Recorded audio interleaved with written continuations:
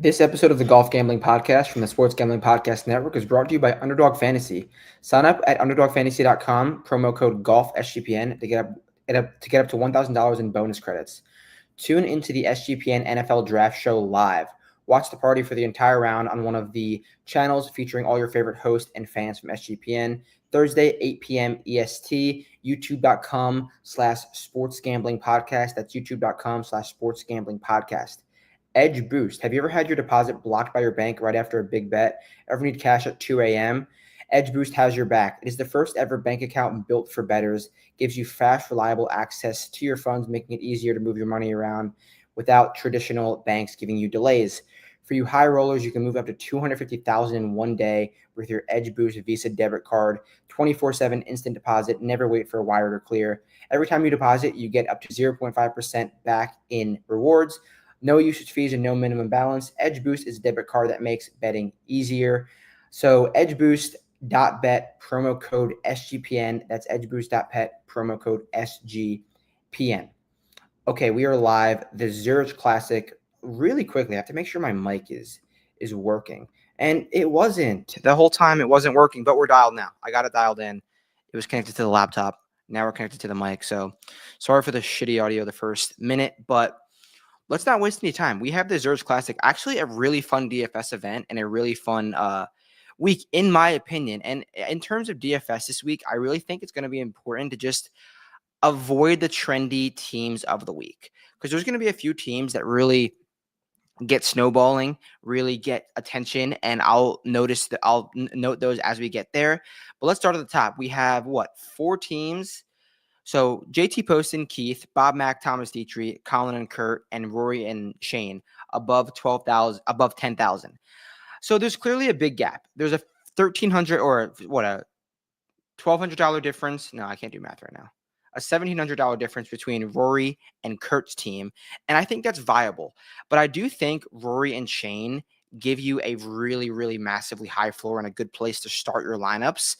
And I think it's going to be kind of tough to build without them. So off rip, if we put them in, that leaves you with $7,500 remaining per team. And this is such a volatile event. All of these bottom teams really want to play well because they know literally when Davis Riley and Nick Hardy won here, they got all these exemptions into the next year's events because this counts as a regular win. I don't think it should, but I mean, it is what it is, and it does count. So I think going to the top with clearly the best team in the field and getting a bunch of teams down low makes a lot of sense, because think about it last year. Rory and Shane beat freaking Martin Trainer and Chad Ramey or something like that. They beat some dweebs, and there's always dweebs in this. And then it was Patrick Fishburne and Zach Blair. There's going to be so many random names down the bottom that are going to be in the mix. So I think getting this big name at the top is really good, and then building with some bottom teams down below. But I'll still touch on the rest of this 10K range. Kurt and Colin, 10,700. No one's going to click them, which I think is enticing, because what Colin did last week was so pathetic and Kurt's been pretty bad, but they're priced so high that it almost feels like DraftKings is sharp with where they're pricing them. Not necessarily do I think anyone else should be priced above them. I mean, maybe Ben Griffin and Andrew Novak at the chalk of the week, but Colin and Kurt, I feel like they're just it makes no sense where they're priced, that I think they're going to play really well. And these two guys both play out of Vegas. They're very familiar with each other's games, play a lot of practice runs together. So I do think they're going to play well. Robert McIntyre and Thomas Dietrich, I bet these two last year, they played well. I do struggle to really see how many birdies they can make. I could see them just hitting so many shots to 15 to 20 feet and just leaving them in the heart. I really do like them. High ceiling, they're going to make the cut, but I struggle to really see what their win equity is. And then this next price below, JT Poston and Keith Mitchell, these guys are going to make a ton of birdies. These guys are going to score so well. And could this be the week, the format that Keith Mitchell needs? He's been doing everything, but I mean, he's not going to win the tournament by himself, but he's been playing such amazing golf on Thursdays, and he's been first round leader 3 of the last 6 events he's played, or something stupid like that, or at least near that first round lead. So I really do think Keith and JT Poston give you a really high ceiling. I wouldn't say high ceiling. They're really volatile, but they can make a ton of birdies and score really well. I think they're going to lead some birdie markets here. So To wrap up the 10K range and above, I'm gonna go with Rory and Shane and then build with like some lower 75 and below guys. But the next team I would go with is Poston and Keith, and I think they're going to be like not that chalky because the team right below them, Novak and Griffin, are going to get a ton of love.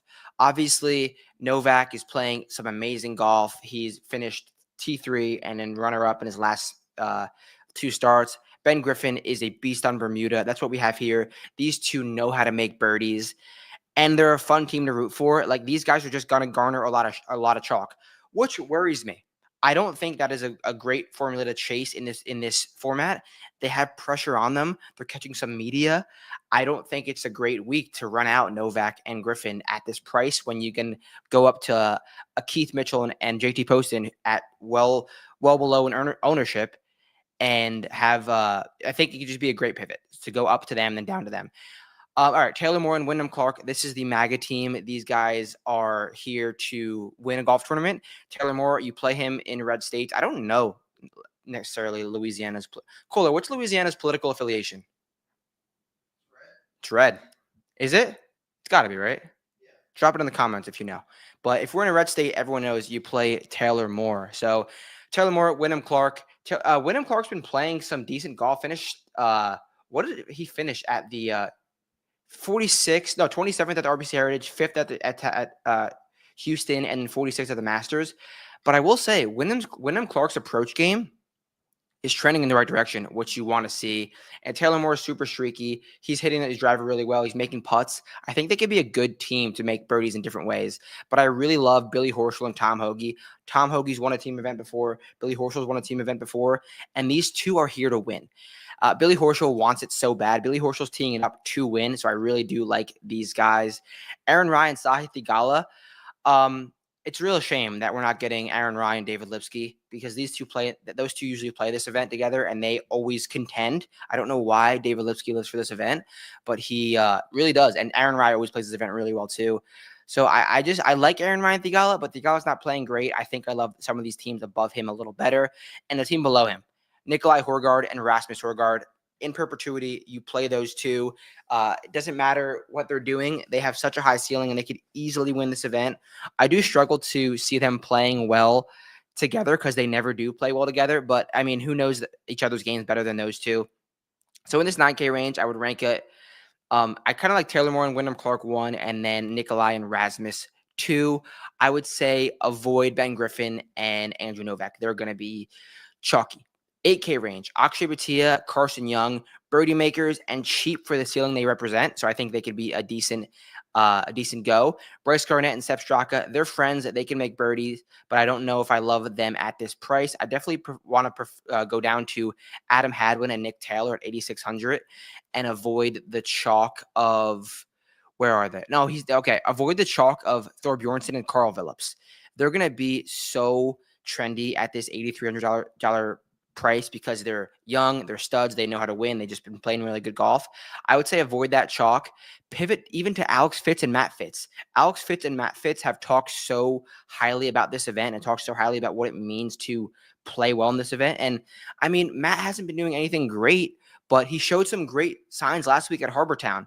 I know it's a golf course that he plays well every single year, but I want to see how Matt Fitz hits the ball. Hit the ball last week. Could have been all putter. No, he gained over 4 strokes ball striking. Matt Fitz had his best ball striking week. This has to been a while. He had his best ball striking week since the Players of 2024. So that's a really long time. And he's heading to an event where he wants to play. Him and his brother are going to take it really, really seriously. So I think this is a great pivot to avoid that Carl Phillips and Michael Thorbjornsen chalk.